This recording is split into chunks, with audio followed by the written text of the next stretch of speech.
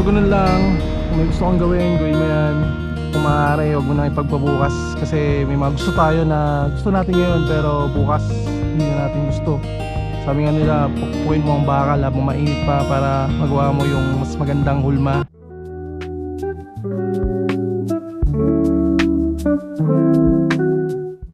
Na-stress ng hapon, Lunes ngayon, bagong simula para sa ating lahat. And today guys, pupuntahan tayo ngayon na isang lugar dito sa Quezon City. Matagal ko na rin gusto puntahan to. Makalipas ang ilang sandali, So yun lang, sarado pala ng Monday yung La Mesa Eco Park dito sa Quezon City.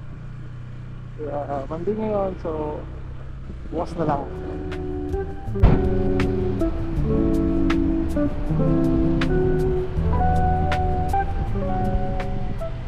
Wow, kita mo yung mga, kita na dito yung mga buntok na Rizal.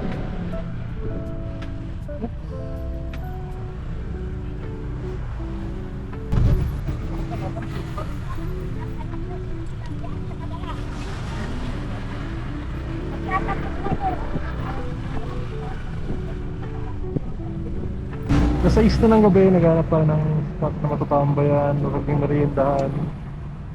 Nandito tayo ngayon sa Katipunan Avenue. Pero parang ka na rin nasa ibang lugar dahil sa dami ng mga puno dito dadaanan natin.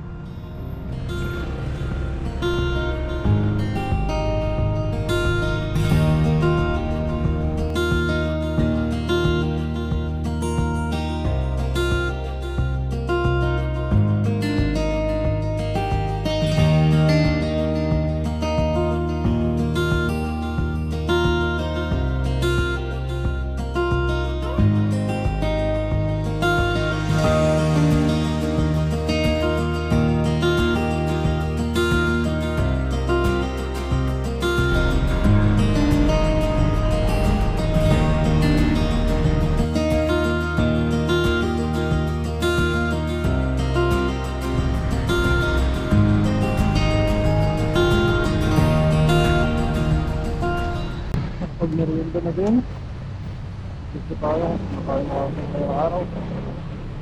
Go!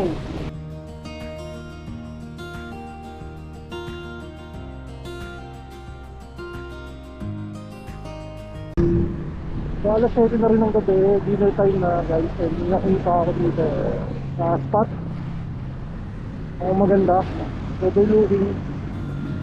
So ito yung spot na hinintuan natin dito sa may Sumulong Highway. Ano siya, overlooking, siyang view deck. And then ang makita natin dito is city view. Maganda siya actually, pero hindi na masyadong ma-justify ng camera natin yung kagandahan niya. And meron din ditong malapit na kainan nga, pero unfortunately medyo pricey yung foods nila, kaya naghanap tayo ng mas murang pagkain. So nauwi tayo sa McDonald's. Confirm lang po sila kasi payment lang po. Okay po. Order lang po na ng McSavers yung chicken. Okay. Coke na po sa drink. May Coke Zero po ba? Pwede naman po Coke Zero. Opo, Coke Zero na lang po. At So ayun, kahit nakahanap tayo ng spot na matatambayan, and sana na rin tayo mag-dinner ng binili natin pagkain. Kaya lang masyadong maingay. Okay yung view, pero yung spot masyado siyang maingay. Daming dumadaang sasakyan.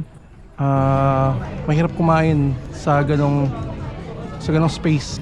Kaya bumalik na ako sa McDonald's at doon ko na din kinain yung binili natin sa drive-thru na one-piece chicken. At least dito komportable, naka-aircon, hindi masyadong maingay, and meron ding tubig at maraming gravy.